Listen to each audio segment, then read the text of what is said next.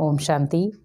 क्योंकि गुस्सा किसी को भी पसंद नहीं होता, तो आज हम उसी के ऊपर बात करेंगे कि गुस्से को ख़त्म करना है तो ये 4 उपाय हैं ज़रूरी। क्योंकि गुस्से को कोई भी नहीं चाहता है कि हमारे घर में कोई गुस्सा करे, अशांति फैलाए। हर कोई चाहता है कि मेरे घर में शांति हो। अब गुस्से को हमें ख़त्म करना है, मीन्स ये जो कीचड़-पट्टी का सिस्टम है उसको मुझे ख़त्म करना है, तो कहीं न कहीं उसका चिंतन मुझे सही करना होगा। तो जिसमें हम 4 बातों के ऊपर आज विशेष आपको ध्यान केंद्रित करवाएँगे। पहला है सही चिंतन। क्योंकि जब आपका सही चिंतन होगा, तो आप ऑलरेडी गुस्से पर कंट्रोल कर सकते हैं। तो जब गुस्से पर कंट्रोल करना हमें आ गया, तो गुस्से पर कंट्रोल हम तभी कर सकते हैं, जब सही चिंतन कर लेंगे। क्योंकि जब आपकी सही सोच होगी, तो आपका ऑटोमेटिकली गुस्से पर कंट्रोल होना शुरू हो जाएगा। सही सोच गुस्से से निजात दिलाती है। क्योंकि जब-जब व्यक्ति गुस्सा करता है, तो कहीं न कहीं उसके अंदर जो सोच है, वो कहीं न कहीं नेगेटिव है और ये हम खुद भी फ़ील करते हैं। जब मेरे अंदर सबसे ज़्यादा गुस्सा हो, तब आप सोचिए कि मेरे अंदर कौन-सी एनर्जी ज़्यादा है, नेगेटिव है या पॉज़िटिव है? क्योंकि अगर पॉज़िटिव होती, तो मेरे पास खुशी होती, मेरे पास नेगेटिव है, तो मेरे पास गुस्सा आ रहा है। तो इसका मतलब गुस्सा मेरी सोच के ऊपर डिपेंड करता है कि मैं कौन-सी एनर्जी ले रहा हूँ।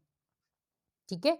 तो मीन्स आज मान लो एक छोटा-सा बच्चा है, जब स्कूल में वो जाता है, अगर उसके साथ किसी ने कुछ ऊपर-नीचे बोल दिया, तो जहाँ वो घर से तो शांत होकर गया था, स्कूल में जाकर एक-दूसरे के साथ वो मारपीट करना शुरू हो जाता है।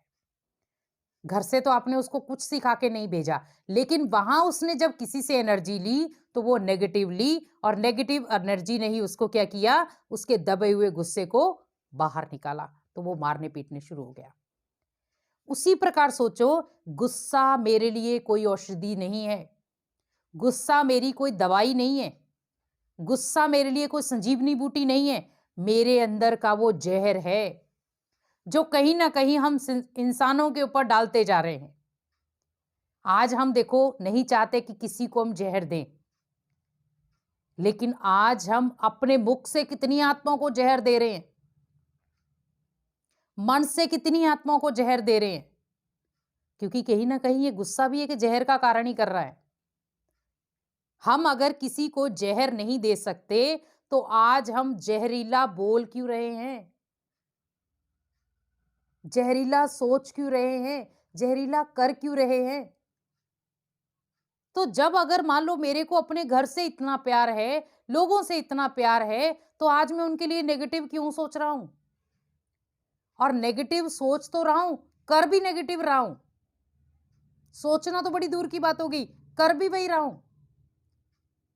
तो मुझे पहले अगर गुस्से को खत्म करना है, तो पहले मुझे अपनी सोच को सही करना होगा। सोच आपकी पॉजिटिविटी में आएगी, तो आप गुस्से को कंट्रोल कर सकते हो। अब दूसरा है सहनशीलता।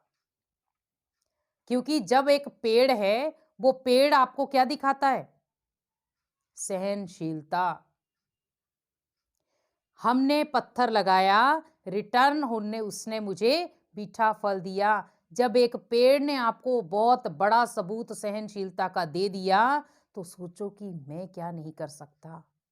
मैं तो बोलता चलता हर रिश्ते निभाता हुआ एक इंसान हूं, और जिसके ऊपर डायरेक्ट भगवान की नजर है। क्या मैं छोटी छोटी बातें नहीं सहन कर सकता? कोई बात नहीं। मान लो सपोज अगर किसी ने गुस्सा दिला भी दिया, कोई बात नहीं, मेरा अपना या मेरी अपनी बहन है, कोई बात नहीं। उसके अंदर जो संस्कार था वो उसने फेंक दिया मेरे ऊपर, लेकिन मेरे अंदर संस्कार क्या है? मुझे पत्थर लेकर के भी मीठा फल देना है। तो अगर मेरे अंदर वो सहनशीलता का गुण होगा, तो कहीं ना कहीं गुस्से को मैं कंट्रोल कर सकता हूं। तो सहनशीलता का गुण हमें सहनशाह बनाता है। आज देखो, जितने भी गुरु हुए, जितने भी महात्मा हुए, जितने भी सन्यासी हुए, जितने भी महामंडलेश्वर हुए, सहन किया उन्होंने। भले वो प्राकृतिक आपदाएं हो, भले वो शारीरिक बीमारियां हो, भले वो मानसिक चीजें हो, हर चीज को सहन किया।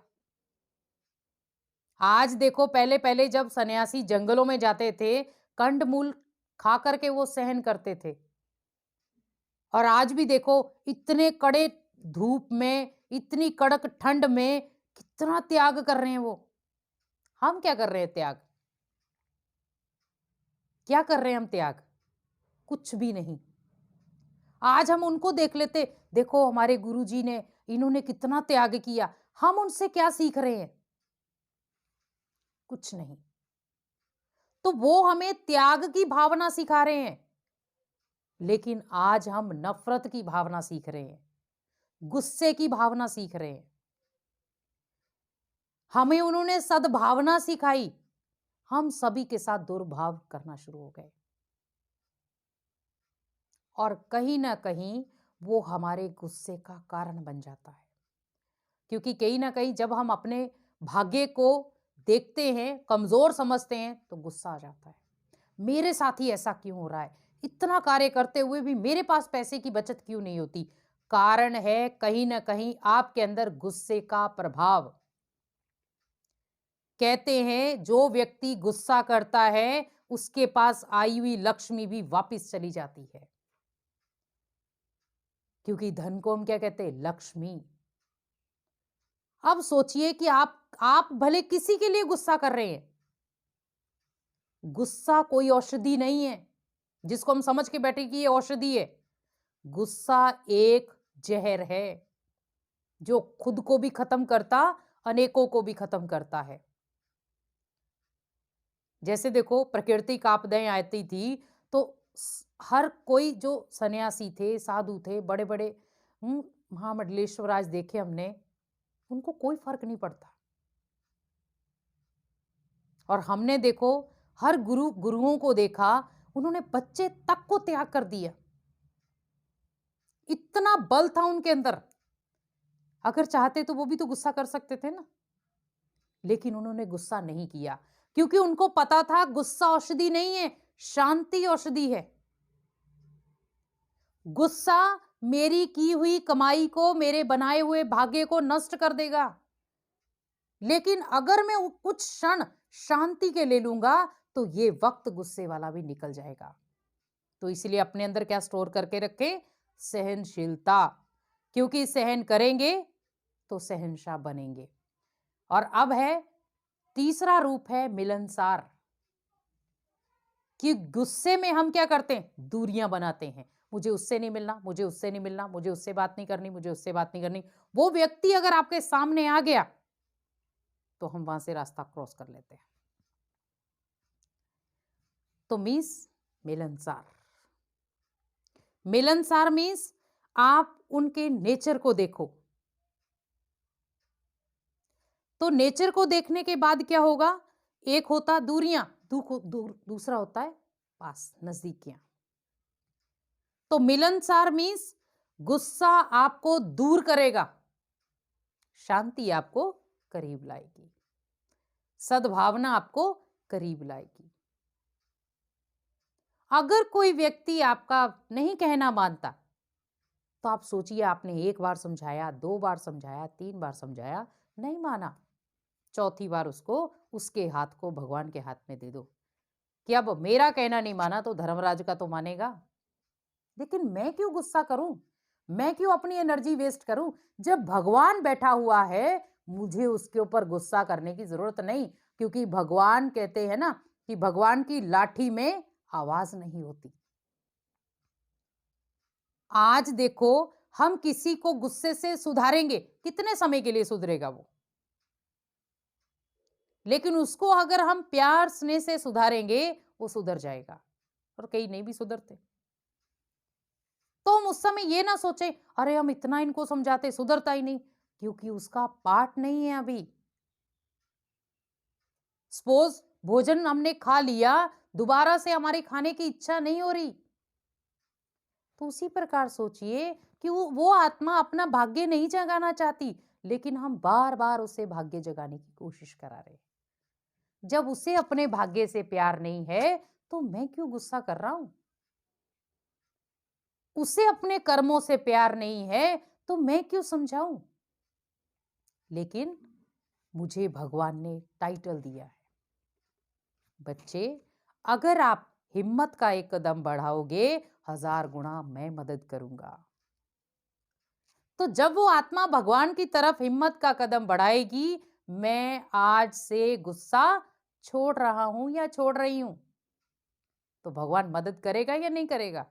1000 गुना करेगा, क्योंकि उसकी बुद्धि के जो कंट्रोलिंग पावर होगी, जो सिग्नल होगा, वो भगवान पकड़ेगा उसको। और जब जब भी उसको गुस्सा आएगा, तो ऑटोमेटिकली वो क्या याद करेगा? मैंने भगवान को गुस्सा दे दिया है।